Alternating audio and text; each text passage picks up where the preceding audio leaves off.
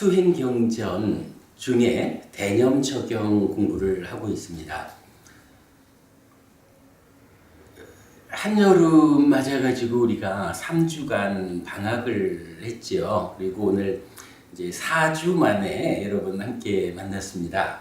그간 대념적용을 해석하기 위한 과정을 길게 좀 공부를 하고 있어요. 먼저 47번 상류따 니까야의 경전 50개를 다 해석을 했고요.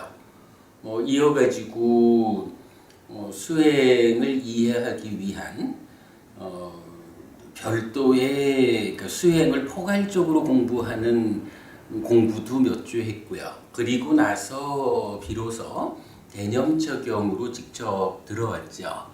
대념적용의 서문을 2주 동안 공부했고, 그리고 지난번 수업까지 9주에 걸쳐가지고 신념처에 대한 공부를 했습니다. 신념처가 신수신법 중에 한 가지 이렇게 보면 되겠지만, 일단은 호흡 수행을 중심으로 시작으로 해서 몇 가지의 주제가 신념처에 속한 몸이라고 불리우는 대상으로 함께 나타나고 있죠. 우리가 본 거지만 대념적용이 가지는 가장 큰 특징이라고 하면 후렴구를 가지고 신수신법이라는 대분류 안에 들어있는 소분류를 구분해 준다라는 거였죠. 그래서 총 대념적용 안에 후렴구가 16번 반복이 되는데 신념처에 9번이 나타나죠. 그리고 수념처 1번, 신념처 1번, 마지막 법념처에 5번. 이래서 우리가 그냥 개념적으로 사념처 이러면은 신수신법 4가지를 대상으로 삿띠를 힘있게 하는 수행입니다. 이렇게 이해를 하거든요. 물론 맞는 말입니다. 대념적용에서 두 신수신법으로 구분해서 설명하고 있는데, 그러나 우리가 주목해야 되는 것은 후렴을 반복함으로써 신수신법의 구분만 해주는 게 아니라 신념처 안에서 9번을 후렴을 반복해서 소분류에 구분을 해주고 있다. 수념처, 법념처는 한 번씩이다. 소분류가 없다. 그리고 대념처는 법념처는 하나의 법념처 안에 5번의 후렴을 적용해가지고 소분류 5가지를 말해준다. 그래서 전체적으로 신수신법 사념처는 후렴에 의해서 16개의 소분류된 대상으로 구분이 된다. 요 개념을 이해하는 거죠. 그리고 또 그만큼 중요한 거 하나가 그러면 이 후렴구라는 것은 무슨 의미를 가지는 것일까? 그냥 유행가를 부를 때에 한참 가사를 부르고 나면 뒤에서 뭐라 하죠? 추렴한다 하나? 그런 식으로 후렴 한번 해주는 이런 개념하고는 좀 차이가 있죠. 후렴구가 안에서 밖에서 안팎에서 이렇게 시작해가지고 집착 없이 머무는 과정까지를 통해서 이 수행이 어떤 방법으로 시작해서 어떤 과정을 거쳐가지고 어디까지 가는 것이냐라는 수행의 출발부터 깨달음까지의 전체 과정을 후렴구라는 길지 않은 문장으로 압축해가지고 보여주고 있다라는 것을 우리가 보았었죠.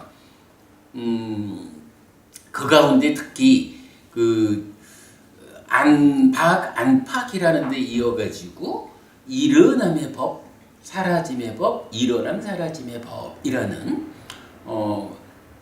안팎에서 본다. 일어남의 법을 사라짐의 법을 일어남 사라짐의 법을 이어보면서 신수신법에 머문다. 이렇게 좀 차이를 보여주는 가운데 좀 단계적인 진행을 보여주는 이런 그 후렴의 구성을 우리가 보았는데, 그 중에서도 일어남의 법은 무엇일까? 사라짐의 법은 무엇일까? 일어남 사라짐의 법은 무엇일까? 라는 내용까지 우리가 그 경전용례까지를 다 조사해 보면서 그 의미를 해석을 해 보았죠. 먼저 그런 과정을 쭉 거쳐 왔습니다. 오늘은 신념처 중에 남아 있는 후렴으로 치면 5번이 되고, 보통 우리가 하는 말로 하면 이제 2가지 주제가 남아 있는데, 그 2가지를 간략히 그냥 소개하겠습니다. 그 2가지 소개하고 나서 이어서 수념처로 연결이 되는데, 이때에 신념처라는 것이 수념처로 연결되는 그 전개의 개념이 무엇일까? 신수신법이라고 하는 것이 수평적으로 있어가지고 누구나 수행을 시작할 때에 내가 신념처 중에 어떤 거 하나를 선택해가지고 수행해야지. 수념처를 선택해야지 신념처를, 법념처 중에 어떤 거 하나를 선택해가지고 수행을 시작해야지. 요렇게 접근할 수 있는 아주 평면적으로 제시되어 있는 16가지 소분류일까? 근데 우리가 그렇게 보지를 않는 거죠. 신수신법이라는 이 4가지 분류가 어떤 단계 가운데에 제시되고 있을까? 수행이 얼마만큼, 어떤 수행에서 시작해서 어느 만큼 수행이 진척되어 나갈 때 수념처로 접근할 수 있고 집념처, 법념처로 접근할 수 있을까? 이 부분에 대한 개념적인 이야기를 좀 설명하는 데까지를 하고 오늘 수업을 마치도록 그래야겠습니다.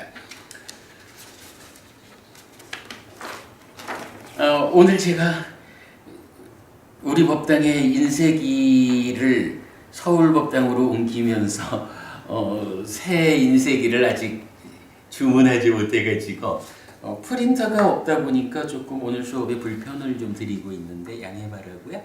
다행히 그동안 하던 공부 중에 남아있는 2 부분이 좀 제가 그냥 간략히 설명하는 것을 통해서 진행될 수 있다라고 이해해 주기 바라고요. 자, 이제 본격적으로 수업에 들어가도록 하겠습니다.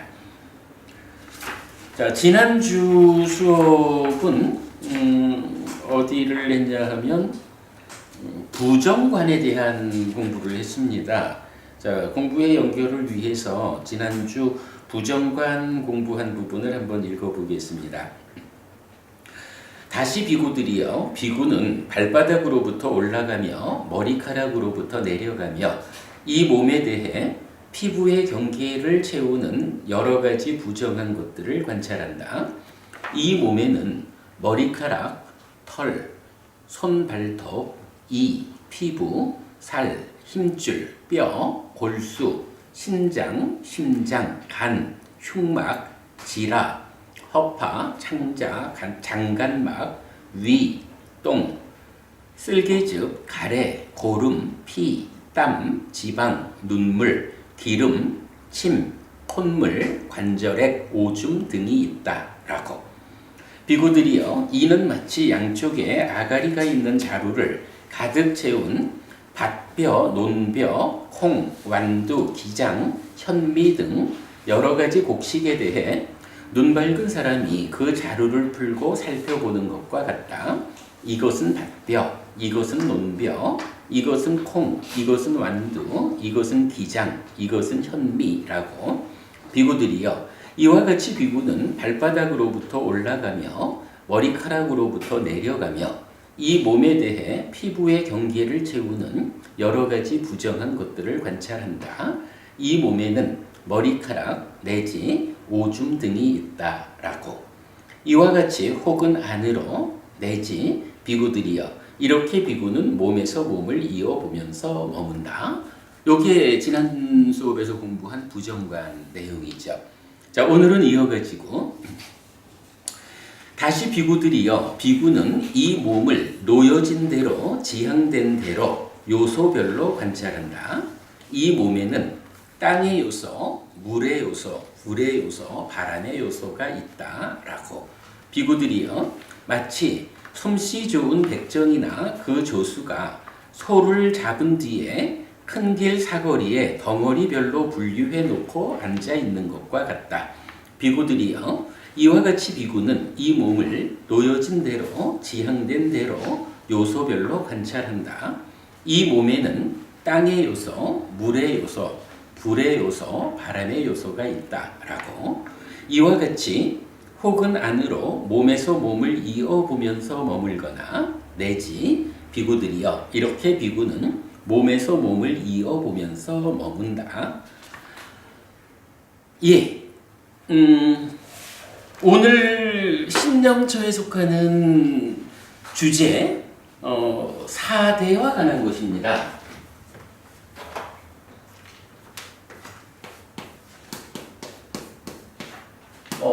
네 가지 근본 물질 이렇게 말하는 거지요. 그래서 지대, 수대, 화대, 풍대, 지수화풍 4대라고 말하는 겁니다. 4대라고 하는 것은 기본적으로 어떤 의미를 가지는 걸까요? 4대는 어디에서 의미를 가지죠? 우리 교리적으로 보면 4대가 나타나는 거 크게 두 가지를 보고 가야 하죠. 한 가지는 물질이 뭐냐라는 것을 정의할 때 4대가 쓰이죠. 그래서 아까 선생님과 보고는 그 말씀하신 것 같은데 색이라고 하면 색은 무엇일까? 라고 하면 지수화풍 4대와 4대의 결합으로 이루어진 것 이렇게 말하죠. 지수화풍 4대라고 하는 요소적인 것이 있다. 그런데 그 요소적인 것이 결합해서 무어라고 규정된 것이 있다. 예를 들어서 요거 칠판 지우개죠. 요거 물질로 된 거죠. 물질이죠. 그런데 요거는 지수화풍이라는 4대가 여러여러한 방법으로 결합했더니 물질로 된 건데 이름이 무엇이냐? 칠판 지우개라고. 칠판 지우개라는 것이 규정이 되는 거죠. 이렇게 4대와 4대로 이루어진 것, 이것이 물질이다 라고 정의가 되죠. 이 4대를 정의하는 물질 4대를 정의할 때는 루파티라고 하는 단어를 쓰는데요. 왜 물질이냐라고 하면 루파티이기 때문에 물질이다라고 말을 하는데 이게 번역이 좀 그러니까 해석이 어려운 것 같아요. 우리 초기불전연구원에서는 루파티를 변형된다라는 의미로 번역을 하셨어요. 그래서 물질이라는 것은 변형되는 것이다. 어떠한 조건들의 변화에 따라서 형태가 달라지는 거, 하여간 상태가 달라지는 거라고 루파티를 해석을 하고 있고, 근본경전연구회에서는 이제 변형된다라는 의미보다는 공간을 차지하는 거,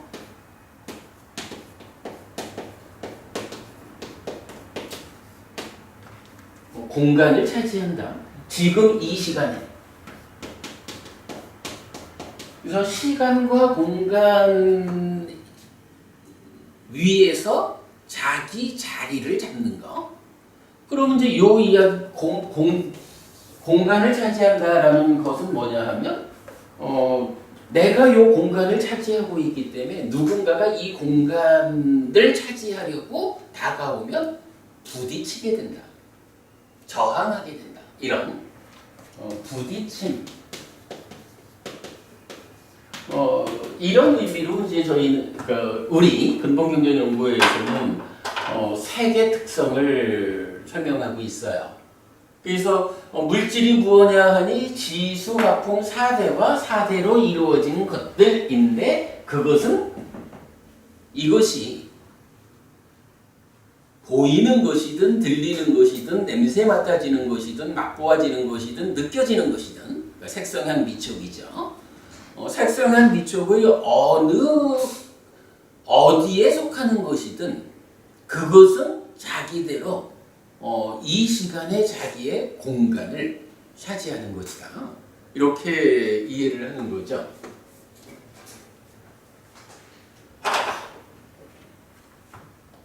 그 다음에 지수화풍 4대가 나타나는 또 하나의 중요한 교리가 있죠. 4대를 포함하는 중요한 교리 어떤 게 있죠? 6계라고 하는 게 있죠. 여기에서는 이제 계라는 번역을 하고 있지만 같은 의미죠. 그래서 6계는 뭐가 되나요? 지수, 화풍, 공, 식이죠. 이때의 지수, 화풍이라는 것은 요소 상태로, 즉 4대를 말하는 거죠. 그럴 때 공이라는 것은 어떤 의미를 가지죠? 공이라는 것은 4대 소조를 말할 때 지수, 화풍, 4대가 결합해서 어떤 물질적인 것을 규정한다. 어떤 물질이 된다. 이런 거라면 지수, 화풍, 4대가 결합해서 무언가를 규정한다라고 할 때 이 물질적 요소만 가지고 어떤 존재가 정의되지는 않지요. 반드시 지수, 화풍이라는 물질 요소가 결합된 덩어리 가운데 안과 밖으로 무엇이 필요해요? 공간을 필요로 한다라는 거죠. 그래서 우리가 좀 자주 이제 예를 드는 것이 코라는 것이 있다. 얼굴 가운데 코가 있는데 콧구멍 그거 지저분하니까 없애버리자 라고 해서 콧구멍을 막아버리면 어떤 일이 생기나요? 지저분한 상태가 해소되는 것이 아니라 얼굴에 코는 없고 살덩어리만 있는, 달리 말하면 혹이 하나 생겨버린 게 되죠. 왜냐하면 코라고 하는 것은 뭐예요?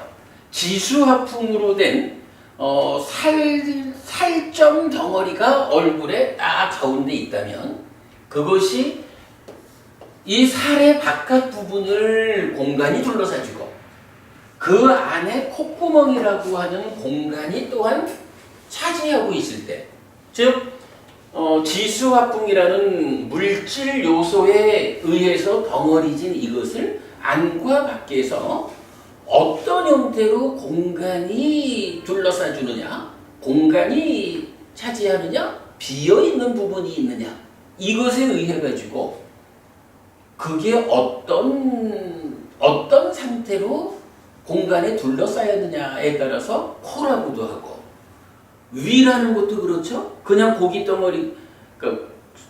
덩어리가 안에 공간이 없이 있다라고 하면 이거 위라고 부르지 않는 거죠.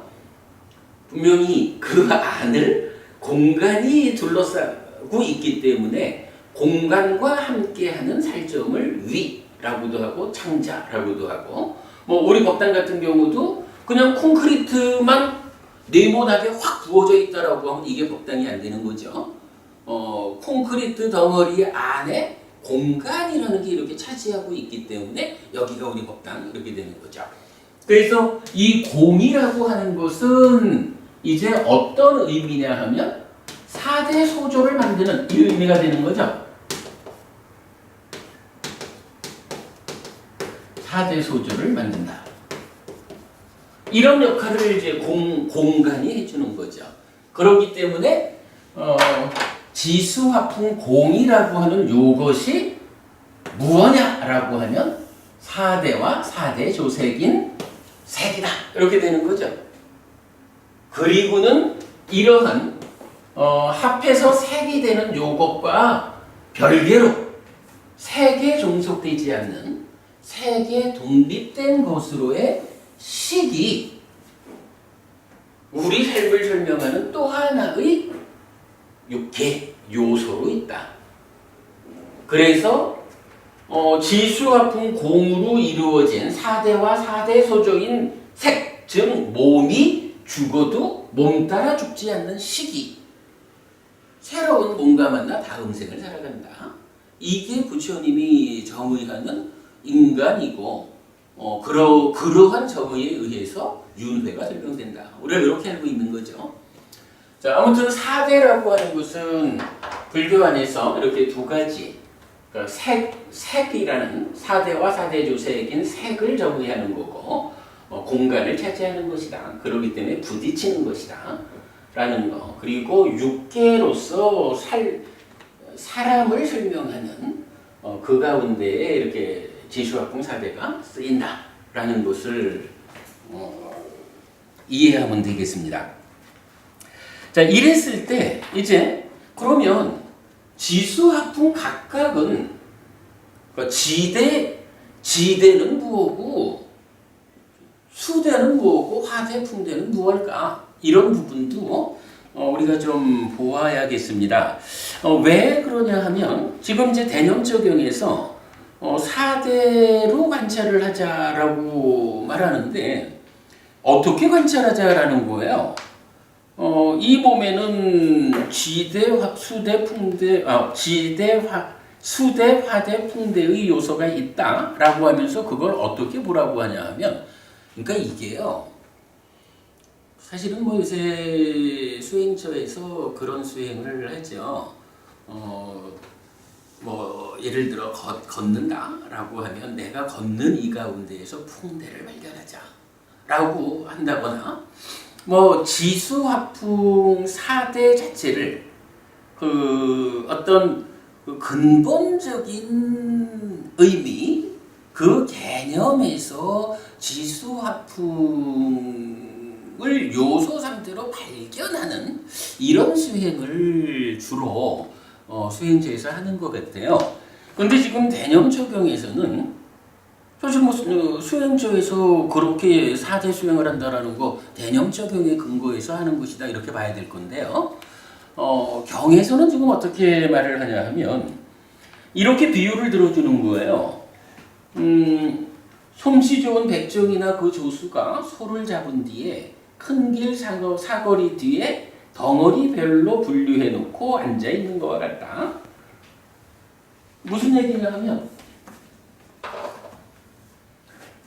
소를 제가 그림을 못 그리지만 소를 백정이 이제 소를 잡는다는 거예요. 소를 잡아가지고는 덩어리별로 뭐 머리를 그러니까 이제 도축을 하니까 도축한 다음에 머리를 따로 딱 내려놓고 그 다음에 몸통 이러면 뭐 몸통은 어떻게 해야 되나 등심, 안심 뭐 이제 부위별로 몸통을 이렇게 구분하겠죠.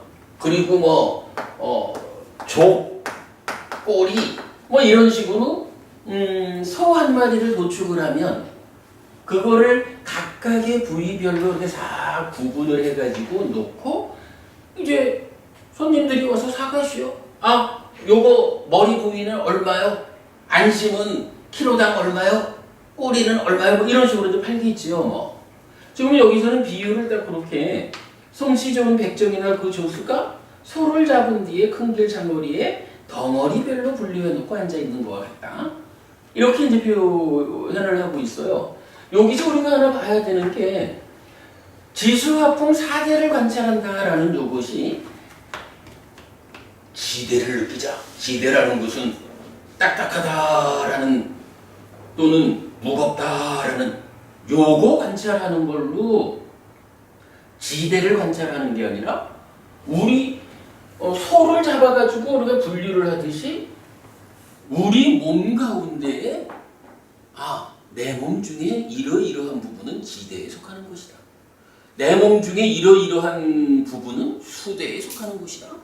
내 몸 중에 이러한 부분은 화대다, 풍대에 속하는 것이다. 라고. 근데 요점이 그거예요.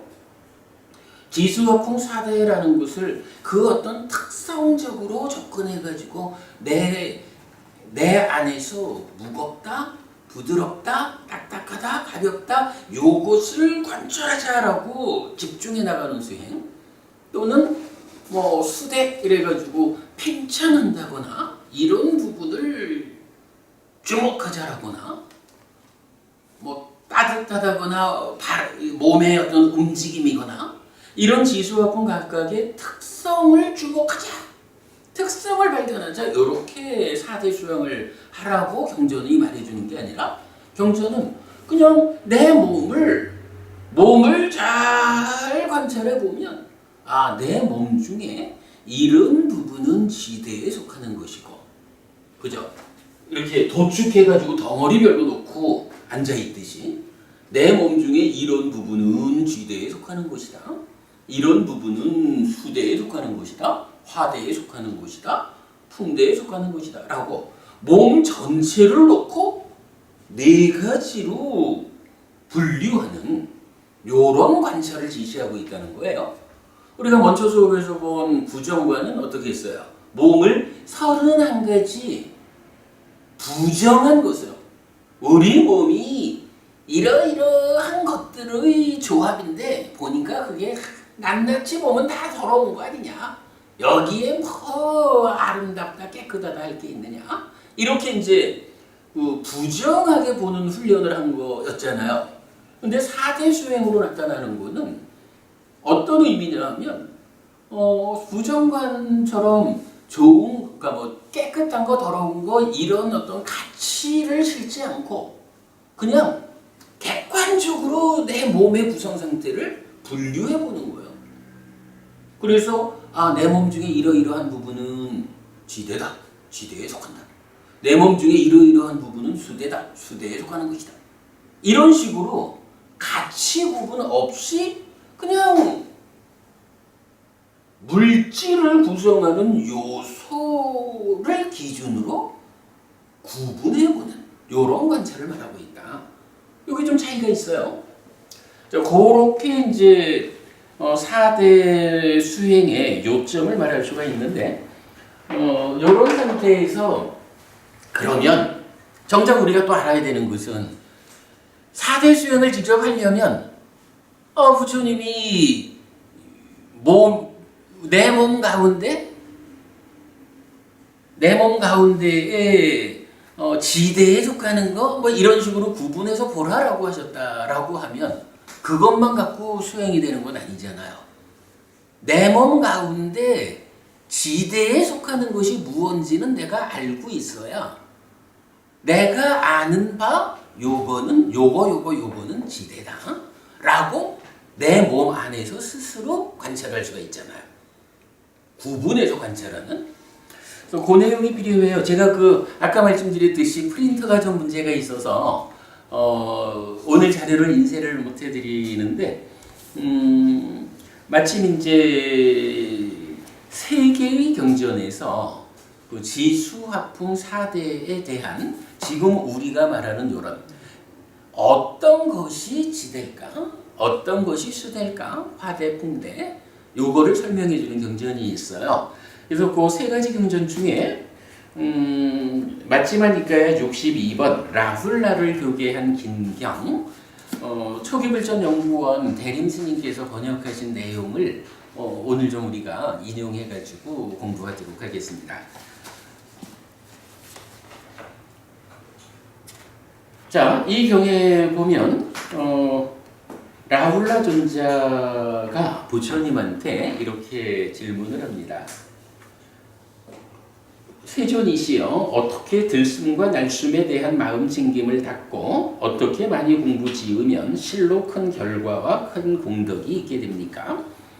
사실은 이제 라울라 존재는 호흡 보는 수행에 대한 관심 때문에 이 경전 앞에서 이제 사리푸타 존재가 사실은 라울라 존재한테 호흡을 보라고 말을 하거든요. 그러니까 어떻게 호흡을 보아야 계십니까? 라고 질문을 하는데 부처님이 호흡 보는 수행을 직접 시작하기 이전에 먼저 좀 봐라 하는 의미로 이제 지수합풍 사대 물질에 대한 이야기, 그러니까 그 지수합풍 물질에 대한 이야기는 공까지를 포함하죠. 이 부분을 부처님이 먼저 설명을 하시는 내용인데요. 여기에서 이제 지대는 무엇고 하는 부분이 설명이 되는 거예요. 자, 그 부분 제가 읽어드리도록 하겠습니다. 라훌라여, 몸 안에 있고 개개인에 속하고 딱딱하고 견고하고 업에서 생긴 것은 무엇이건 이를 일러 내적인 땅의 요소라 한다. 예를 들면 머리털, 몸털, 손, 발톱, 이, 살갗, 살, 힘줄, 뼈, 골수, 콩팥, 염통, 간, 근막, 지라, 허파, 창자, 장간막, 위속의 음식, 똥과 그 외에도 몸 안에 있고 개개인에 속하고 딱딱하고 견고하고 업에서 생긴 것은 무엇이건 이를 일러 내적인 땅의 요소라 한다. 내적인 땅의 요소든 외적인 땅의 요소든 그것은 단지 땅의 요소일 뿐이다. 이에 대해 이것은 내 것이 아니다. 이것은 내가 아니다. 이것은 나의 자아가 아니다. 라고 있는 그대로 바르게 통찰지로 보아야 한다. 이와 같이 이것을 있는 그대로 바르게 통찰지로 보아 땅의 요소를 염호하고 마음이 땅의 요소에 대한 탐욕을 빗바르게 한다. 그랬어요. 여기서 보면 일단 두 가지로 설명을 하고 있어요. 첫째는 땅의 요소, 지대라는 것은 무엇일까? 라고 할 때 그거를 개개인에 속하고 딱딱하고 견고하고 업에서 생긴 것, 이것이 땅의 요소다. 이렇게 말씀을 하셔요. 그런데 이제 사실 요거는 우리는 이제 번역을 좀 달리 해요. 요거 지금 이제 초불련에서는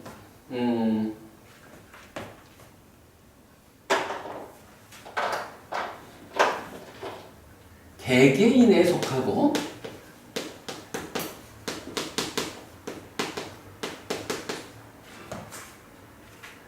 딱딱하고 견고하고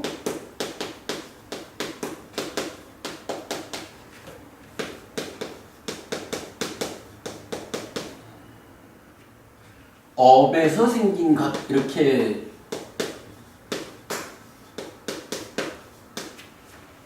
이제 번역을 한 문장이 있어요. 뭐 개개인에 속한다, 딱딱하다, 견고하다, 업에서 생긴 것 이랬는데 제가 이제 굳이 이 부분을 오늘 우리가 이 교재를 가지고 공부하면서도 좀 지적하고 가려는 부분은 무엇보다 이거 업에서 생긴 것이라는 요 표현이 아마 이제 공부하시는 분들이 되게 뭐 물질이 어떤 것이 있느냐 이러면 아마 아비담마적으로인가요? 그러니까 후대의 교재들에 의해서 업에서 생긴 물질 이런 이야기를 하거든요. 근데 사실은 경전에는 업에서 생긴 물질이라는 표현을 제가 못 봤어요. 그래서 요거 저는 어떻게 이 부분을 번역하고 있냐 하면 동일한 원어입니다만은 그러니까 저는 번역을 대체적이고 거칠고 견고하고 결합된 것 이렇게 번역을 하고 있어요. 이 중에 개체적이다라고 하는 요 말은 어떤 의미냐 하면 뭐 개개인에 속하고 요거는 지금 지수화풍 사대를 다 말하지만 지대를 안의 것과 밖의 것, 두 가지로 구분하는 가운데에 안의 것에 속한 이야기를 지금 하는 거예요. 그래서 안에 있다라는 것은 뭐냐 하면 여기서 안의 것, 밖의 것 이러면 안의 것은 내 몸이라는 물질을 말하는 거죠. 밖의 것은 몸 밖의 물질이고, 그렇기 때문에 개개인에 속한다라고 말하든 아니면 개체적이다라고 말하든 이것은 사대 중에 안의 것이다. 내 몸이다. 몸을 구성하는 물질이다. 이거니까 별 의미가 없어요. 다만 지대라는 것을 어떻게 지금 정의하냐 하면 초벌련에서는 이제 딱딱하고 견고하고 이랬고 저는 거칠고 견고하고 이랬으니까 뭐 요건 큰 차이가 없는 것 같아요. 별 의미가 없어요. 이건 거칠고 견고하고 그러니까 물질을 구성하는 요소 가운데 하여간 딱딱한 놈, 견고한 놈, 뭐 그런 성분을 말한다. 이렇게 보면 되고요. 그 다음에 이제 초벌련에서 업에서 생긴 것 이랬는데 이게 지금 우파딘나라고 하는 단어를 번역한 거예요. 근데 이 단어를 그냥 저는 결합된 것이라고 번역을 했어요. 사실 업에서 생긴 것이란 번역이 사실은 좀 이런 후대의 교재들에 의해서 물질이란 것을 설명할 때 업에서 생긴 물질 이런 개념이 들어오다 보니까 이제 이 단어를 업에서 생긴 것이라고 번역하신 것 같은데 저는 하여간 그런 후대의 문헌에 영향 없이 그냥 단어가 가지는 의미 이렇게 볼 때 거칠고 견고하고 그리고 결합된 거 이렇게 번역을 했다라는 거예요. 그러면 이제 이게 어떤 의미가 될까요? 거칠고 견고하다라는 것은 사대 가운데 지대가 가지는 특성. 땅의 요소, 땅의 특성이라는 게 무엇이냐 하면 거칠고 견고한 것이다. 요거고 결합되어 가지고 사대 소조를 구성하는 것이다. 이런 의미로 보아야겠죠. 그리고는 이제 이어가지고 예를 들면 이랬어요. 자, 다시 볼게요. 라훌라요, 몸 안에 있고 개체적이고 거칠고 결합된 것은 무엇이건 이를 일러 내적인 땅의 요소라고 한다. 이랬거든요. 그러니까 내적인 땅의 요소 지대라고 하는 것이 이렇게 개체적이고 거칠고 견고하면서 결합된 거예요. 사대와 사대조 색, 사대 소조가 아니라 사대 조색이라고 했죠, 우리가.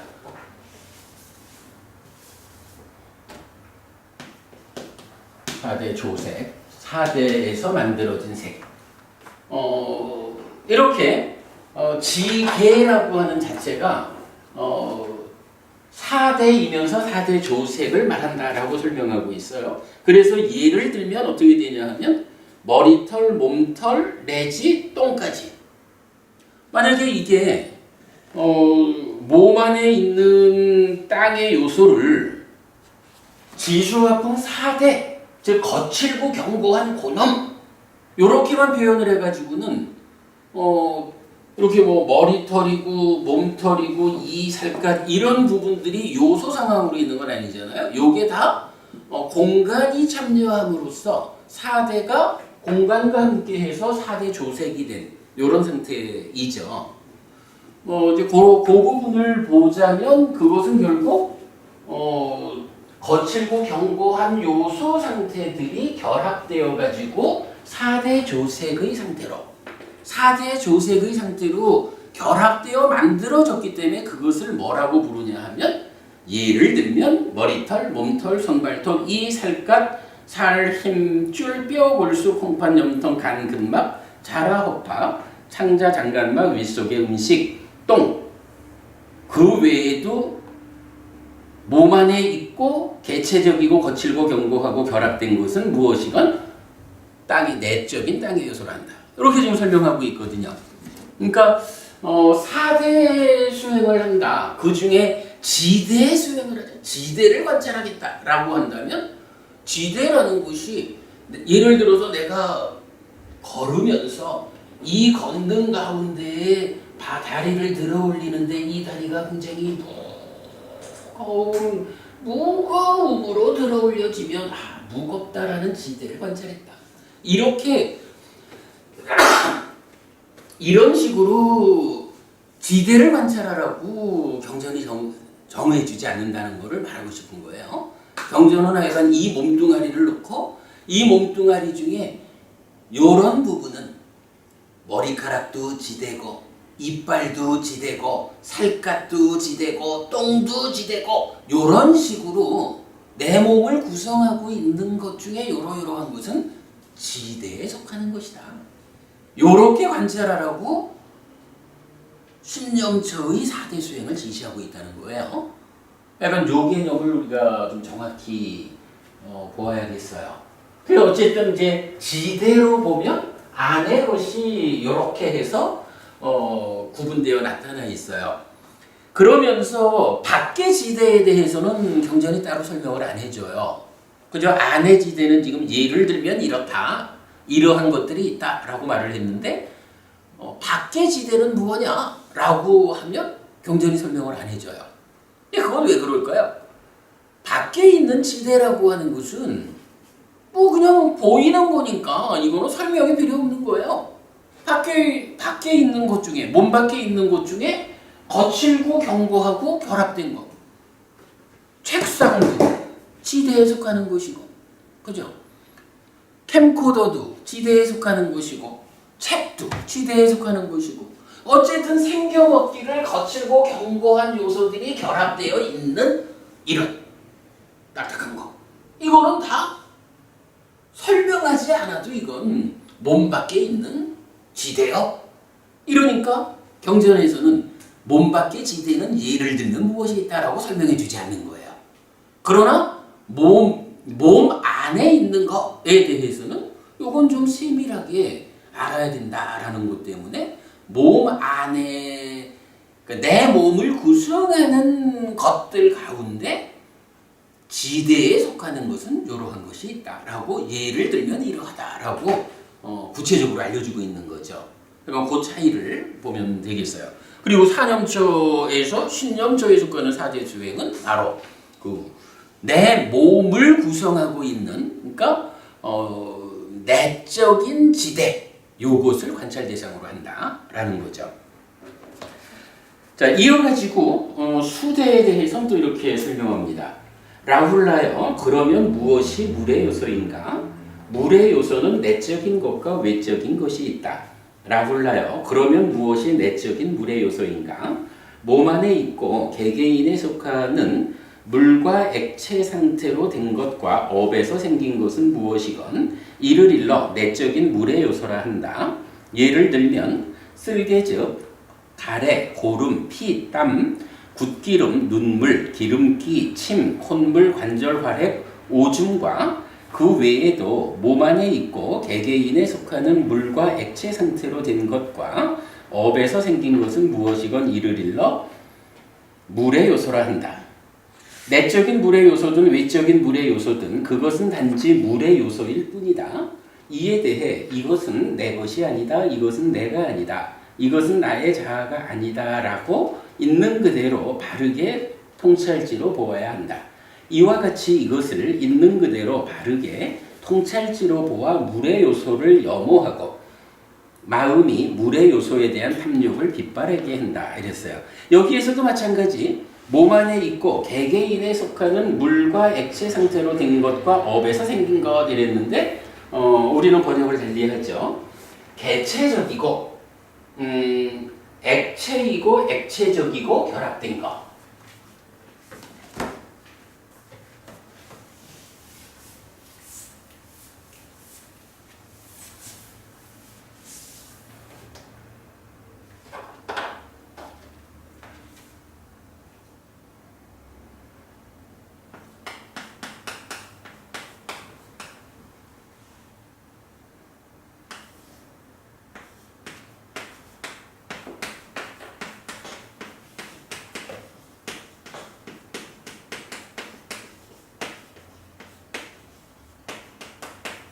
뭐 나머지는 똑같아요. 지대는 몸 안의 것이니까 개체적이고 거칠면서 견고한 가운데 결합된 것. 이게 지대라면 수대는 몸 안에 있는 거니까 개체적이고 그 자체에 어떤 특성을 수대라고 할까라고 하면 액체이고 액체적인 것. 그런 가운데 결합된 것. 이렇게 이제 표현을 하고 있어요. 그러니까 지대와 수대의 차이는 거칠고 견고한 것일까? 액체이고 액체적인 것일까? 요것만 차이가 있는 거예요. 그러면서 예를 들면 해가지고 쓸개죽, 가래 내지 오줌까지 나와 있는데 요거 보면 우리가 한 가지 좀 알 수 있는 게 지난 수업에 했던 몸에 부정한 것들 31가지가 있잖아요. 그 31가지 부정한 거를 딱 나누는 거예요. 그래가지고 31가지가 뭐 그냥 다 읽기도 그렇게 이제 31가지가 나열되어 있는데 그 중에 보면 머리카락부터 시작해가지고 장관막 위 똥까지는 똥까지를 나열한 거는 그게 거칠고 견고한 거예요. 그래서 그건 지대에 속하는 거예요. 예를 들면 그러고 그 다음에 이제 똥 다음에 나타나는 쓸개즙, 가래, 고름, 피, 땀, 지방, 눈물, 기름, 침, 콧물, 관절의 오줌 요 31가지 중에 뒤쪽에 포함되는 그것들은 액체이고 액체적인 거예요. 근데 사실 이건 다른 설명이 필요 없죠. 쓸개즙 이러면은 쓸개 안에 들어있는 액체잖아요. 쓸개즙이니까. 그죠? 이건 문제거리가 없어요. 가래라고 하는 것도 약간 생긴 상태가 좀 그렇긴 하지만 가래라는 것도 어쨌든 액체잖아요. 고름도 액체고 피도 땀도 지방도 눈물도 기름도 침도 콧물도 관절도 오줌도 어쨌든 다 액체야. 액체적인 거야. 그래서 이렇게 몸을 구성하는 31가지 부정한 것들 중에 뒤에 몇 가지 요거는 수대에 속하는 것이요. 그리고 그것들이 결합되어 있는 것. 그거 내 몸을 구성하고 있는 수대요. 이렇게 말하는 거죠. 자, 그 다음에 이제 화대가 세 번째로 이어져 나와요. 라훌라요. 무엇이 불의 요소인가? 불의 요소는 내적인 것과 외적인 것이 있다. 라훌라요. 그러면 무엇이 내적인 불의 요소인가? 몸 안에 있고 개개인에 속하고 불과 뜨거운 것과 업에서 생긴 것은 무엇이건 이를 일러 내적인 불의 요소라 한다. 예를 들면 그것 때문에 따뜻해지고 늙고 타버린다거나 그것 때문에 먹고 마시고 씹고 맛본 것이 완전히 소화된다거나 하는 것이다. 그 외에도 몸 안에 있고 개개인에 속하는 불과 뜨거운 것과 업에서 생긴 것은 무엇이건 이를 일러 내적인 불의 요소라 한다. 내적인 불의 요소든 외적인 불의 요소든 그것은 단지 불의 요소일 뿐이다. 이에 대해 이것은 내 것이 아니다. 이것은 내가 아니다. 이것은 나의 자아가 아니다. 라고 있는 그대로 바르게 통찰지로 보아야 한다. 이와 같이 이것을 있는 그대로 바르게 통찰지로 보아 불의 요소를 염호하고 마음이 불의 요소에 대한 탐욕을 빗바르게 한다. 자, 여기에서 이제 마찬가지예요. 저는 어떻게 번역했냐 하면 화대 몸 안에 있는 거니까 개체적이고 그 다음에 불이고 불과 같은 불이고 불과 같은 거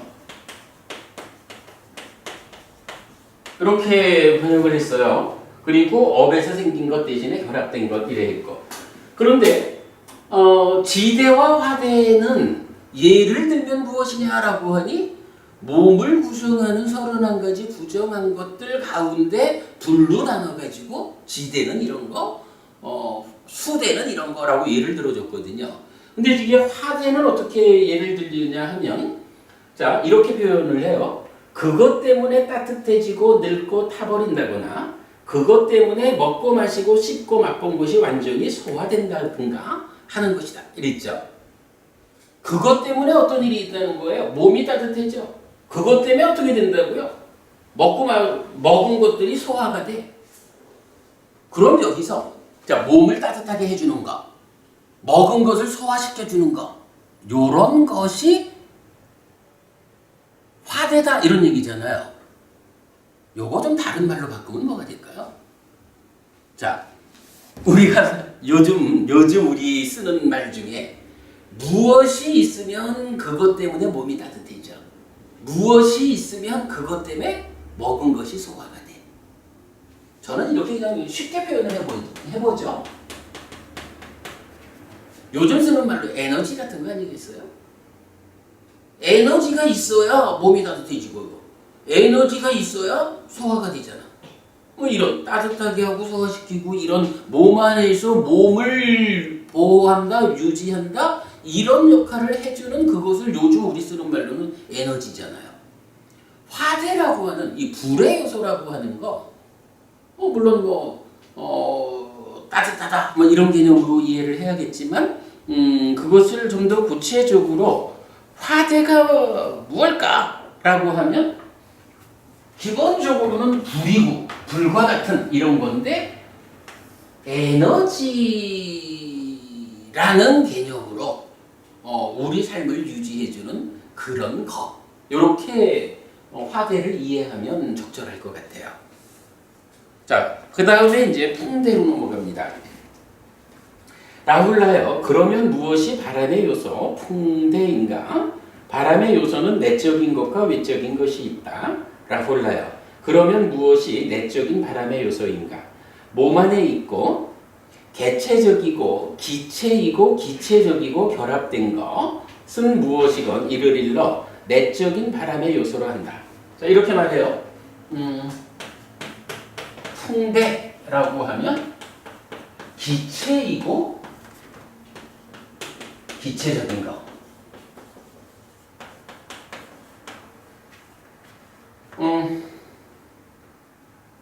뭐 내적인 거니까 개체적인 거고, 이렇게 기체이고 기체적이고 결합된 것인데 예를 들면 무엇이 있느냐? 올라가는 바람, 내려가는 바람, 복부, 그러니까 뱃속에 있는 바람, 창자에 있는 바람, 온몸에 움직이는 바람, 그리고 마지막으로 들숨과 날숨. 그러니까 지금 요거 지수화풍 4대를 공이 경전은 안에 것만 설명을 해주죠. 밖에 거는 지대라는 거야. 뭐 어차피 이런 거 다 지대고, 수대라는 거야 물이고, 또 물과는 좀 다른 거라 해도 뭐 예를 들어 석유 이래도 이 석유를 뭐라 하겠어요? 그거 액체잖아. 그러니까 수대에 들어가겠지 뭐. 뭐 저기 세탁소에서 드라이 클리닝 할 때 드라이 클리닝 이러면 마른 상태로 세탁하는 거잖아요. 따지면 물 없이 세탁하는 거잖아요. 근데 거기에 실제로 세탁할 때 뭐 가지고 해요? 세탁용제를 가지고 한다고. 세탁용제가 석유 성분으로 된 거기 때문에 H2O가 아니다라고 해서 물 아닌 거 해서 드라이 클리닝 이렇게 말을 하지. 거기에 액체가 들어가지 않는 그냥 고체인 옷만 놓고 어떤 다른 방법으로 세탁하는 게 아니라고. 그러면 그거는 수대를, 그러니까 물은 아니지만 수대로 하는 거죠. 뭐 화대 마찬가지죠. 불이고 불과 같은 이런 거 내적인 것으로는 이렇게 경전이 전무해지만 몸 밖에 있는 거야 뭐 어쨌든 불이라고 알려지는 거는 다 화된 거죠. 설명이 필요 없는 거잖아요. 풍대 또한 마찬가지죠. 허리케인이 불든 태풍이 불든 다 바람이지 뭐. 뭐 그런 게 다 바람인데 내적인 것으로는 무엇이 있느냐라고 하니 몸 안에서 올라가는 바람, 내려가는 바람, 복부에 있는 바람, 창자에 있는 바람, 온몸에 움직이는 바람, 그리고 들숨과 날숨. 숨쉬는 요것도 어쨌든 공기가 움직이는 거니까 풍대다 이렇게 말해주는 거죠. 뭐 그렇게만 보시면 뭐 이렇게 지수화풍 4대라는 것을 구체적으로 알 수가 있어요. 지대와 수대는 조금 더 구체적으로 드러나는 거니까 31가지 부정적인 것을 예를 들어서 이렇게 딱 설명을 해주고 있고, 그러나 화대와 풍대라는 것은 어떤 고정된 상태로 있는 거 아니니까 설명을 통해서 말해주고 있죠. 그러나 지수화풍 사대가 이렇게 우리 몸 안에 있는 것들이 있다. 그리고 몸 밖에 있는 것들은 설명이 필요 없는 것이다. 이렇게 지금 정의를 해주고 있는 거죠. 뭐 공에 대한 이야기, 공에 대한 이야기는 뭐 우리가 지금 이경전을 보려는 게 아니니까 4대까지만 보도록 그래야겠습니다. 자, 그리고는 지금 이 라훌라를 교개한 큰 경에서는 지수화풍 4대가 무엇이라고 정의해 준다면 어떤 이야기를 하죠? 각각의 대목에서 이렇게 말하죠. 지수화풍 그것들은 다 지수화풍의 요소일 뿐이니 그것에 대해서 이것이 내 거다, 나다, 나의 자아다라고 보지 말고 내 것이 아니다, 내가 아니다, 나의 자아가 아니다라고 있는 그대로 바르게 통찰지로 보아야 한다. 이렇게 말을 했죠. 요건 뭐예요? 수행 중에서 이렇게 내게 아니다, 내가 아니다, 나의 자아가 아니다 라는 이거는 여실직연 토대 위에서 이렇게 보는 높은 수행이죠. 그런데 이 경과 다르게 대념처 경에서 4대 수행으로 제시하는 것은 뭔가요? 요게 좀 차이가 있죠. 지금 라훌라 큰 경에서는 이것을 내거, 나의 자아가 아니라고 달리 말하면 무상고 무아 이걸 보는 높은 수행을 설명하고 있잖아요. 근데 지금 대념처 경에서는 그렇게 말하지 않죠. 그냥 내 몸을 잘 좀 봐라. 내 몸을 잘 보면 요런 부분은 지대에 속하는 거, 요런 부분은 수대에 속하는 거, 요거는 화대에 속하는 거, 요거는 풍대에 속하는 거 라고 단지 내 몸을 구성하고 있는 그거를 현상적으로 구분하는 데까지 해라. 구분만 해라 이거죠. 구분이 되고 나면 그 다음에 이제 이렇게 구분된 걸 보니 이건 내가 아니고 나의 것이 아니고 내가 아니고 나의 자아가 아니요. 이렇게 보는 건 뒤에 수행이고, 그죠? 나중에 할 일이고, 대념처 경이 제시하는 신념처에 속하는 4대 수행은 그냥 내 몸을, 내 몸뚱아리를 지수화풍 4대라는 물질을 구성하는 4가지 요소별로 잘 구분해서 볼 수 있어야 하겠다. 요것만 지금 말하는 거예요. 요 개념을 우리가 주목해야 돼요. 4대 수행은 오직 마치 백정이나 그의 제자가 도축을 하고 나서 부위별로 딱 펼쳐놓고는 바라보듯이 내 몸이라는 것을 내 몸 중에 요러요러한 부분은 지대요, 요러요러한 부분은 수대요, 화대요, 풍대요 라고 단지 분별만 해라. 요렇게 지시하고 있는 거죠. 4대 수행을 거기까지만 보면 된다라는 거 설명한 걸로 하겠습니다. 자, 요렇게 4대 수행을 마치고요. 그 다음에 이제 이어가지고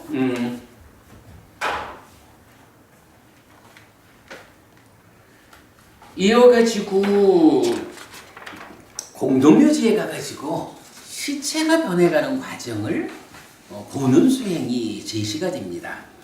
근데 그게 이제 후련부를 통해서 네 단계로 구분을 하고 있죠. 읽어보겠습니다.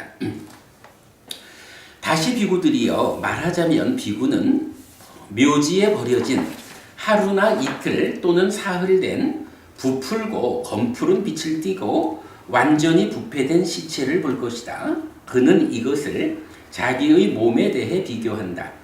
이 몸 또한 이런 것이고 이렇게 될 것이며 이것을 극복하지 못하리라 라고 이와 같이 혹은 안으로 내지 비구들이여, 이렇게 비구는 몸에서 몸을 이어보면서 머문다. 자, 요거 무슨 얘기예요? 뭐 옛날 인도식으로 보면 사람이 죽으면 시체를 갖다 버리잖아요. 뭐 매장하는 것도 아니고 그냥 갖다 버리는 거잖아요. 버려놓으면 이제 비구는 수행을 하기 위해서 뭐 어떤 수행을 하는 거죠?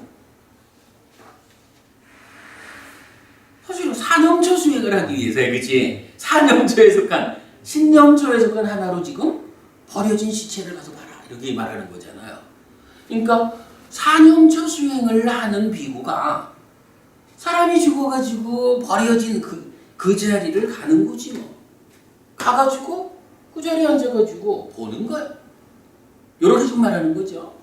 근데 이제 그 시체가 하루나, 그러니까 죽은 지 하루 이틀 또는 사흘 된, 그래가지고 이렇게 하루 이틀 사흘쯤 지나면 시체 상태가 어떻게 되냐 하면 부풀어질 것이고 검푸른 빛을 띠게 되고 완전히 부패가 된다고요. 사실 그렇죠. 우리 요새는 사실은 영안실 빈소를 가도 시체는 다 냉동실에 따로 보관을 하고 하니까 상가집에를 가도 요새는 냄새 안 나잖아요. 근데 설레그 부부님, 다만한도 부부님, 우리 좀 어렸을 때만 해도 상가집에 가면 냄새 났잖아. 이 병풍 뒤에 시체를 직접, 그죠? 예. 그러니 지금 그 상황 보면 딱 맞는 거야. 죽은 지 하루 이틀 3일 되면 어떻게 돼? 시체가 부풀고 검푸른 빛을 띠고 완전히 부패된다고. 근데 그거를 그냥 버려진 상태니까 비구는 가서 하루 이틀 3일 지나니까 이렇게 부풀고 검푸른 빛을 띠고 완전히 부패가 되는구나. 이걸 보는 거야. 근데 이게 그냥 단순히 보기만 해라 라고 가르치는 건 아니죠. 부처님 뭐라고 하셔요? 가서 그렇게 시체를 본다 이거요. 보면서 어떡하냐 하면 이거를 그냥 저기 있는 시체가 한 3일쯤 지나니까 이렇게 부풀고 검푸른 빛을 띠고 완전히 부패되었다. 이렇게 보기만 하라는 게 아니라 중요한 개념은 그는 이것을 자기의 몸에 대해 비교한다. 버려진 너만 그래 되는 게 아니라 지금 살아있는 나도 그리 될 건데. 그래서 어떻게 말해요? 이 몸 또한 이런 것이고 이렇게 될 것이며 이것을 극복하지 못하리라. 시체가 이렇게 부패해가는 모습을 보면서 내 몸하고 비교해봐라 이거예요. 그러면 내 몸은 너는 죽었지만 나는 살아있어. 나는 영원히 살 거요. 그러니 너랑 나랑은 달라. 이렇게 보면 잘못 보는 거잖아요. 부처님, 우리 삶을 어떻게 보아야 하느냐? 어차피 100년 안팎 살다가 죽어야 하는 이 몸. 이 개념 때문에 죽음이라는 문제가 생기고 생로병사의 문제가 생기는 거잖아요. 여기에 대해서 지금 살아있는 나를, 내 마음과 함께하는 이 나의 몸, 이것 또한 이런 것이요. 이것 또한 죽으면 저렇게 될 것이요. 이 몸도 저렇게 부풀고 검푸른 빛을 띠고 완전히 부패하는 그런 상황을 극복하지 못할 것이요. 요렇게 내 몸과 견주어서 보라. 그럴 때에 어떤 일이 있겠어요? 참으로 무상한 거구나. 참으로 이 몸뚱아리와 함께해서 우리가 말하는 식과 명색이 서로 조건되어서 사가야 유신이라는 오치온이라는 나를 구성해서 살아가는데 그 가운데 내 몸뚱아리라고 하는 이것이 참으로 이러한 것이다. 저만 죽는 게 아니라 이 몸뚱아리도 때가 되면 죽으리라. 나 또한 저런 상태를 피해가지 못하리라. 참으로 급하다. 이렇게 내 몸과 견주어서 보아라. 이렇게 말하는 거죠. 자, 앞에서 4대 수행에서는 어땠어요? 다른 개념 없이 그냥 내 몸뚱아리를 지수합봉 4대에 속하는 것으로 잘 구분해서 보아라. 이렇게만 제시를 했는데 이제 시체를 보는 이 수행에 와서는 그게 아닌 거예요. 그냥 시체가 저렇게 변해간다. 이렇게 보는 개념이 아니라 내 몸뚱아리도 저와 동일한 그 과정을 겪어야 할 거다. 나도 그거를 피해가지 못한다.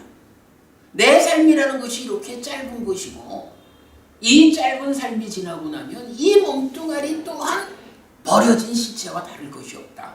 피해갈 수 없다. 이 부분을 사무치게 보아라. 이런 개념이죠.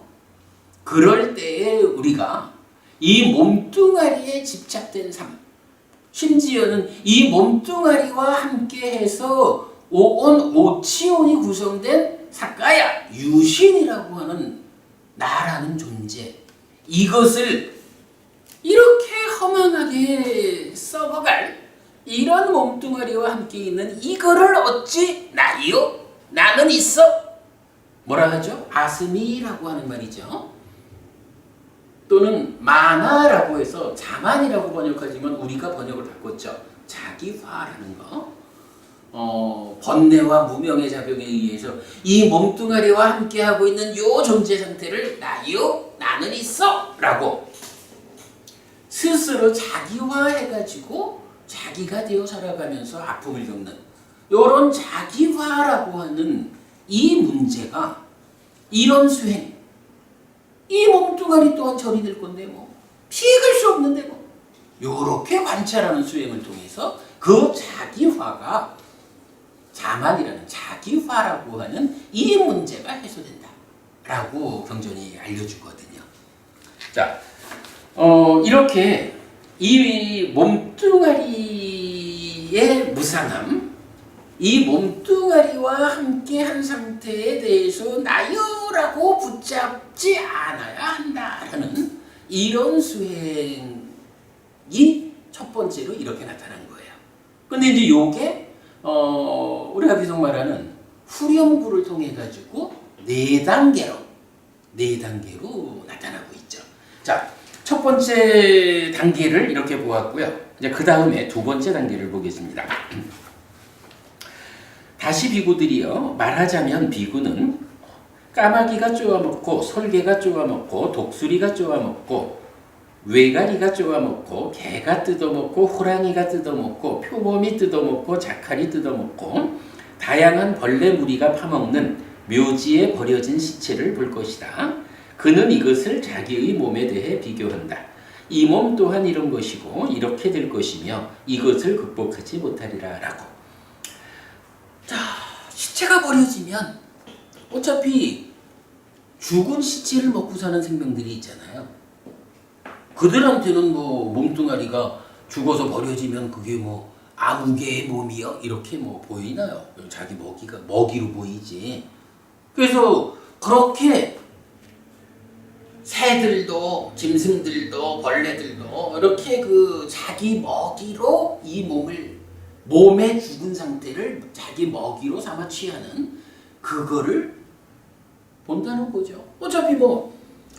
어차피 지금 버려진 시체를 가서 관찰하는 일을 하고 있으니까 이게 시간이 지남에 따라서 부풀고 검푸른 빛을 띠고 완전히 부패하기도 하고 거기에 다른 생명들이 찾아와가지고 뜯어먹는 거 다 같이 보는 거지 뭐. 그리고는 거기에서 두 번째로 이렇게 말하는 거잖아. 그냥 저 버려진 저 시체를 다른 생명들이 와가지고 먹이로 삼는다. 이렇게 보기만 하라는 게 아니라 여기서도 마찬가지. 나의 경우와 견주어라. 이 몸도 그렇다. 이 몸 또한 그렇게 될 것이다. 이 몸도 그러한 상황을 극복하지 못한다. 피해가지 못한다. 이렇게 말하는 거죠. 물론 뭐 요즘 상황에서야 우리가 이제 조건의 측면에서 그런 것을 다 화장하고 치우고 이래 하니까 뭐 피해가고 있지만 뭐 이거야 뭐 현재로서는 그러니까 이런 수행을 안 하는 거죠.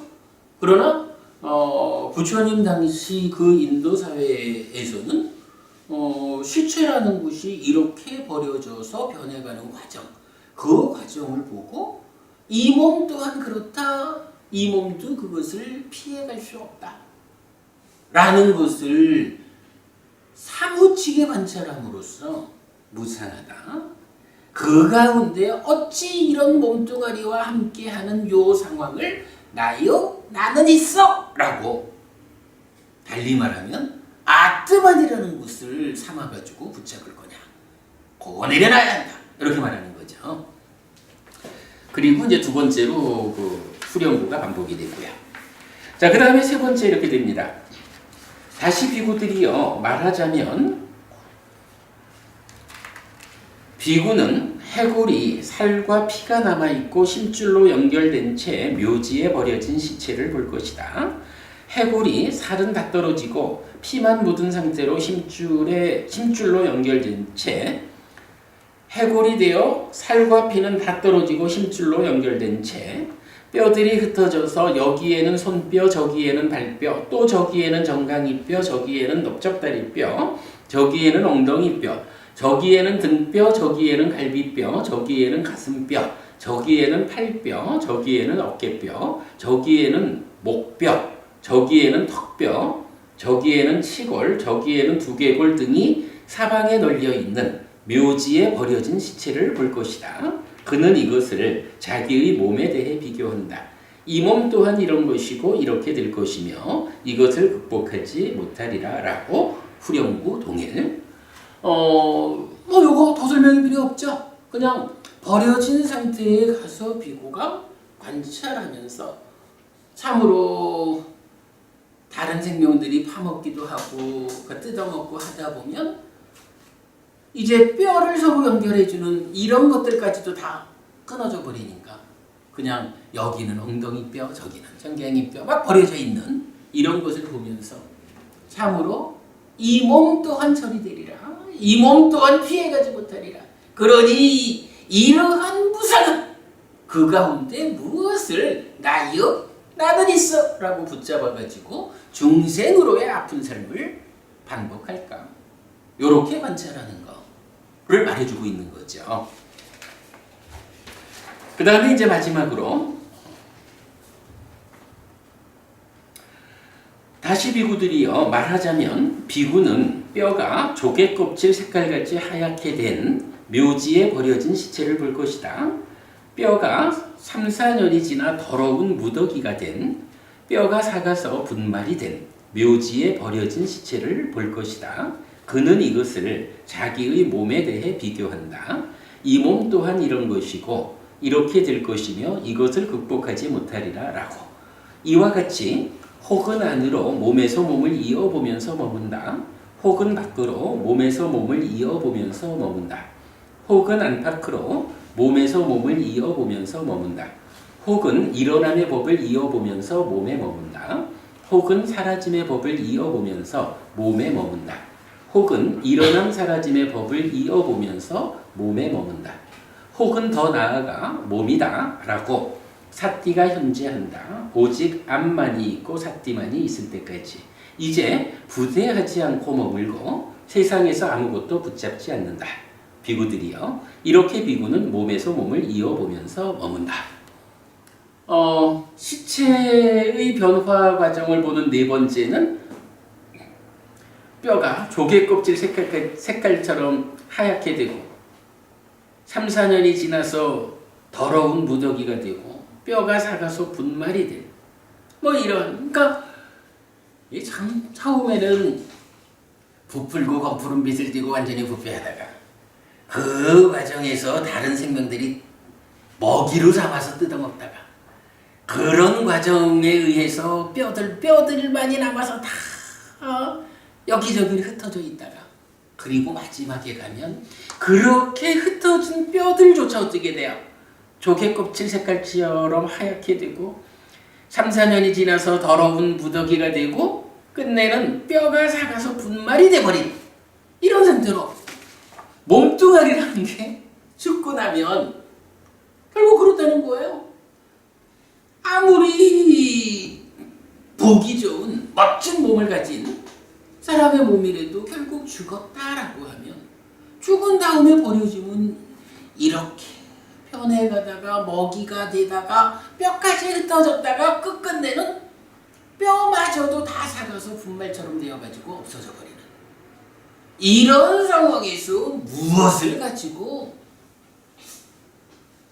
이 몸의 항상함을 내 안에서 볼 거냐. 마치 내 몸뚱아리는 저렇게 되지 않을 거요 라고 어리석은 관찰, 어리석게 집착하지 않아야 된다. 내 몸도 또한 저렇게 될 것이다 라고 볼 때 비로소 참으로 삶이란 무상한 것이다. 몸과 마음이 식과 명색이 함께해서 구성된 오치온이고 유신이라고 불리는 나라는 존재가 이렇게 무상한 것이다 라고 관찰하고 그 무상함에 의해 가지고 어찌 이러한 것을 나는 있어 라고 내 삶의 중심에 아뜨만을 세워가지고 변치 않는 항상된 존재로 내가 나아갈 것처럼 그러한 삶의 시각을 가질 것이냐. 부처님 그리하면 안 된다 라고 해서 어쨌든 이 신념처의 마지막에 나타나는 요 4단계로 설명된 시체의 관찰 요 부분에서 핵심적인 표현은 요거죠. 그는 이것을 자기의 몸에 대해 비교한다. 이 몸 또한 이런 것이고 이렇게 될 것이며 이것을 극복하지 못하리라. 이렇게 관찰하는 일을 통해서 이제 다른 경전이 보충해서 말해주기를 이런 가운데에 무상이 관찰되고 그럼으로써 어찌 이런 상태를 나는 있어라고 마치 아뜨만처럼 참 나인 것처럼 붙잡고 살 것이냐. 바로 그런 자기화라고 하는 우리가 스스로 중생이 되어서 아파하는 그 문제가 이런 관찰을 통해서 해소된다. 이렇게 이제 말하고 있죠. 세상이 변하다 보니까 지금 우리 곁에서는 뭐 이렇게 시체가 변해가는 과정을 직접 보고 수행할 수 있는 이런 형편은 안 됩니다만은 어쨌든 부처님은 이런 수행 방법을 신념처 중에 한 부분으로 제시하고 있다. 이렇게 알면 되겠죠. 그리고 남은 이제 경전은 신념처를 마무리 짓고 그 다음에 수념처로 넘어가요. 오늘 제가 여러분 교재를 드리지 못해가지고 뭐 수념처 공부는 다음 주에 시작하기로 하죠. 오늘 그냥 요 정도 하기로 하고 다만 그냥 한 가지 그냥 어떤 개념적인 이야기를 하자면 자 우리가 지금 신념처 공부를 하면서 어떤 것들을 보았나요? 첫 번째로 신념처 수행의 첫 자리에서 뭐가 나타나요? 몸과 마음이 방해받지 않는 자리를 찾아가라. 그리고 나면 마음이 방해받지 않도록 몸을 고정해라. 그리고 내 마음을 지향해라. 어디에? 빠리목강, 콧구멍 주위의 한 점으로 마음을 지향해라. 그리고 거기에서 삿띠를 생겨나게 해라. 그러고 나면 오직 삿띠하면서 들이쉬고 오직 삿띠하면서 내쉬라. 이렇게 사념처 수행의 가장 첫자리, 신념처 수행의 가장 첫자리, 호흡 수행의 준비 과정이 딱 제시가 되죠. 그리고는 이렇게 오직 삿띠하면서 들이쉬고 오직 삿띠하면서 내쉰다. 달리 말하면 앉아가지고 호흡을 붙잡아라.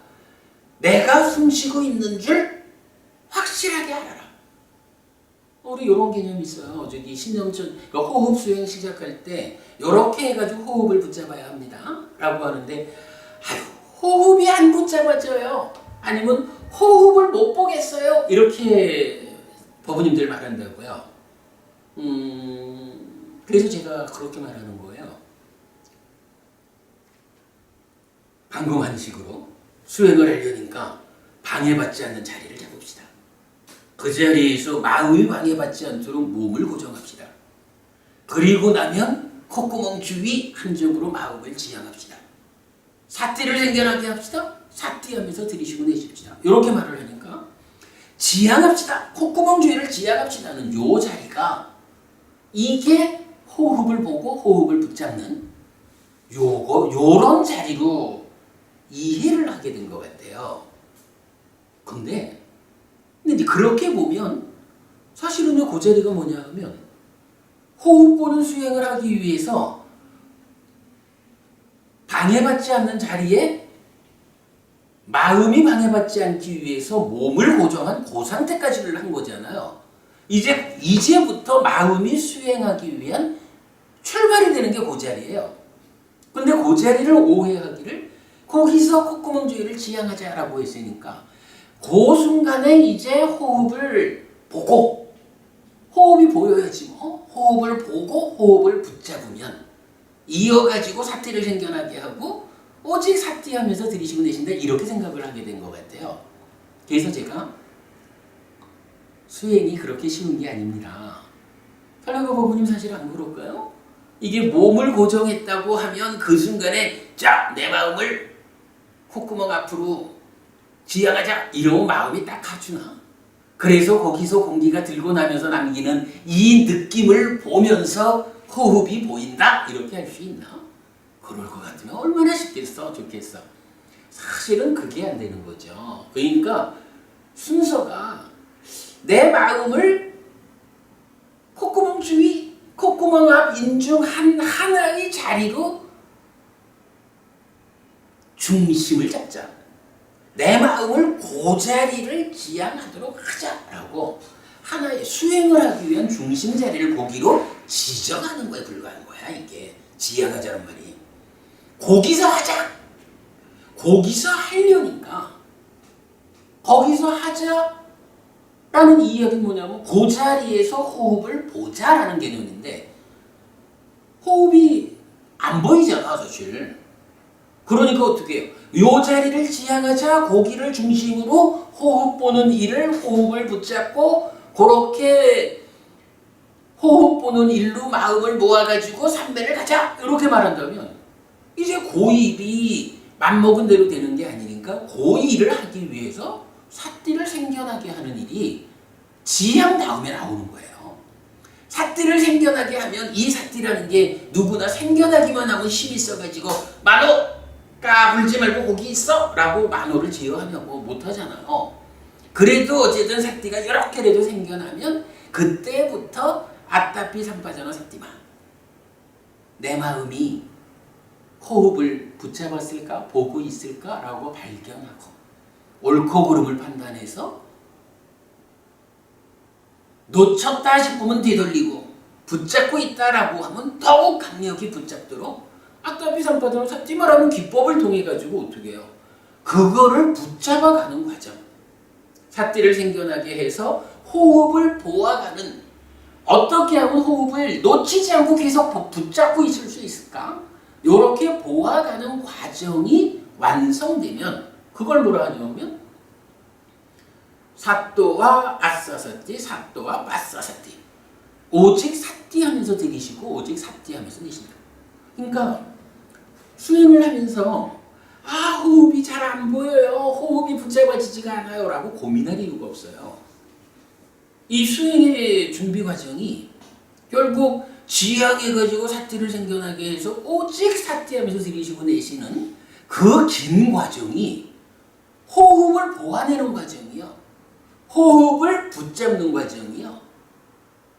어떻게 하면 이 호흡만 붙잡고 있을까는 그 과정이거든. 그리고 나면 그 다음에 이제 신념처가 최초로, 그러니까 첫 번째 대상으로 지시하는 본격적인 호흡 수행은 어떻게 해요? 붙잡고 있기 때문에 내가 붙잡은 요 호흡이 긴지 짧은지 빠져나띠 분명히 한다. 이렇게 가는 거잖아. 그죠? 요 개념을 우리가 이해하고 나면 그 다음에 이제 이렇게 그런 준비 과정을 통해서 붙잡아 가지고 요게 길다 짧다라고 분별하는 쪽으로 이제 호흡 수행이 본격적으로 가잖아요. 그리고 그 호흡 수행과 병행해서 뭐가 나타났나요? 첫 번째가 호흡 수행이면 두 번째는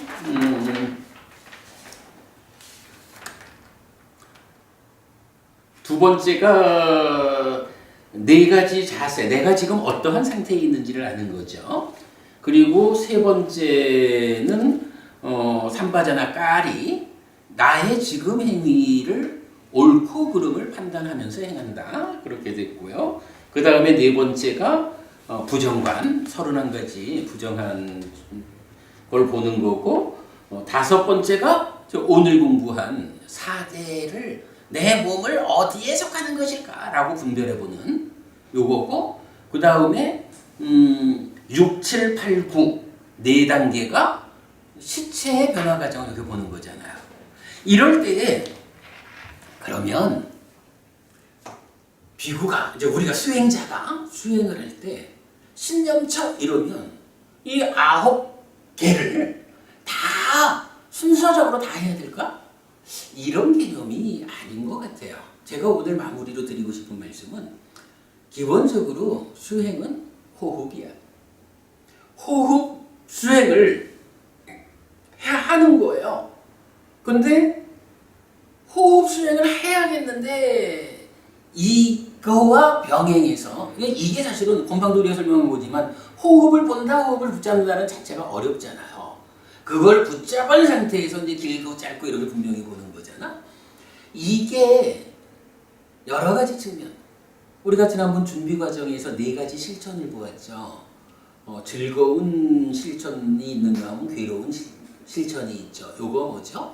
타고나기를 탐진치에 예리한 사람은 아주 이 수행을 정말로 호흡 딱 붙잡고 삼배로 바로 가는 그 가운데에 개발된 느낌이 다 수반되는 이런 즐거운 수행을 하기가 어렵잖아요. 그러면 괴로운 수행, 눈물 범벅이 되어서라도 이 상태를 극복하기 위한 아주 괴로운 가운데에서도 삼매를 가기 위한 삼매를 닫기 위한 이런 수행을 하는 거 괴로운 수행이잖아요. 거기에다가 세 번째로는 상카라 없는 수행이 있고 네 번째 상카라 있는 수행이래 가지고 사실 그냥 호흡 붙잡고 거기서 그냥 사념처 끝에 사마타 윗바사나 깨달음까지 쭉 가면 좋은데 그런 수행이 뭐냐 하면 상카라 다른 이 외길로 주어지는 수행 말고 다른 어떤 노력을 필요치 않고 가는 거잖아. 그런데 사실 그렇지 못한 괴로운 실천을 해야 하는 이런 쪽에서 보면 그게 안 되니까 그 외길로 올라가기 위해서 무언가 다른 액션을 필요로 하는 이런 게 상카라와 함께하는 실천 이렇게 나왔었잖아요. 이 네 가지 실천을 우리가 대념적용 공부에 앞서서 본 이유가 사실은 이런 부분이에요. 지금 이제 신념처가 9가지로 나와 있지만 이 중에 기본적으로 이제 산바자나 까리 같은 거는 뭐라고 말해야 될까요? 이거는 우리가 24시간 앉아서 좌선만 할 수 있는 게 아니니까 내가 몸을 튼튼히 하기 위해서 걷는 수행을 하자라든가 이런 쪽에서 보완적인 수행이다 이렇게 말할 수 있고 또는 24시간 우리가 수행만 하고 살 수 있는 게 아니니까 그냥 일상의 과정에서도 내가 지금 어떤 상황에 있는지 깨어 있어야 한다. 이걸로 두 번째 나왔던 네 가지 그러니까 자세를 관찰하는 이런 게 제시된다면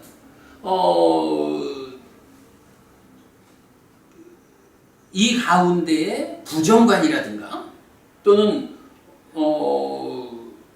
시체를 관찰한다든가 이런 부분은 어때요? 이거는 어찌 보면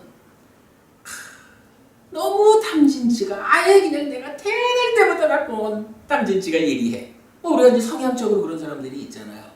이런 사람들 입장에서는 정말로 호흡 딱 붙잡고 외길로 가는 일이 너무 어려워. 이게 안 돼. 타고나기를 탐진치가 예리해서 그게 안 돼. 이러면 어떻게 해요? 그 탐진치를 좀 꺾어내기 위해 가지고 내 몸이 빠져봐라. 이 몸이라는 게 그렇게 욕심날 게 아니다. 이런 호흡 수행으로 한 길로 가는 그 일이 너무 어려운 사람한테는 그 호흡 수행에 올라서기 위한 보충의 과정으로 부정관이 해결된다거나 이렇게 우리가 이해를 해야 되겠죠. 이렇게 그 9단계로, 그러니까 9번 후렴구가 반복하는 소분류된 이거를 다 해야 되는 것이다. 이런 개념으로 접근할 게 아니라는 거예요. 사실 수행은 호흡 붙잡고 가면 되는 거예요. 그리고 일상의 삶에서는 내가 행위할 때의 그 행위 자체를 옳고 그름을 판단하면서 행위한다라는 것은 삶의 과정이 좌선만 할 수 있는 게 아니니까 그거는 좀 보충되는 방법이고, 수행하지 않는 일상의 순간이다라고 해도 나의 지금 상태가 어떤지 깨어있자라고 하는 이것도 이렇게 수행을 보완해 주는 거, 이런 개념이고, 그와 별개로 정말 이게 도저히 안 되기 때문에 다른 어떤 방법을 동원을 해야 합니다 라는 걸로 부정반 이런 것들이 이제 이렇게 설명이 되죠. 그러니까 수행의 몸통은 호흡 붙잡고 외길로 가는 거예요. 사실은 신념처의 출발이 이렇게 나타나는, 그러니까 모든 수행의 앞에서 호흡을 붙잡아라, 오직 삿띠하면서 들이쉬고 오직 삿띠하면서 내쉬는 거기까지가 모든 수행의 앞에서 조건으로 그러니까 예비 과정으로 제시가 됐다라는 이거는 그 방법을 통해서 호흡 붙잡고 가는 게 외길의 수행이다. 나머지들은 다 보완적인 것이다. 이 개념을 알려준다는 거예요. 우리가 이제 다음 주에 수념처로 들어갈 텐데, 근데 이 수념처라고 하는 이것도 이제 따지고 보면 수념처를 합시다 이렇게 시작하라는 얘기가 아닌 거예요. 이렇게 호흡 붙잡고 호흡의 관찰이라는 신념처를 하다 보면 이 과정에서 자, 내가 호흡을 본다. 누가 봐? 내 마음이 보는 거지 뭐. 만화가 보잖아요. 그러면 내가 본 이것이 무엇이냐? 아, 호흡이다. 길다 짧다. 그러면 이렇게 보는 자의 입장에서 보여지는 것이, 우리가 메커니즘으로 말하지만 1차 인식의 결과가 두 개잖아요. 식이 생겨나고 수가 생겨나잖아요.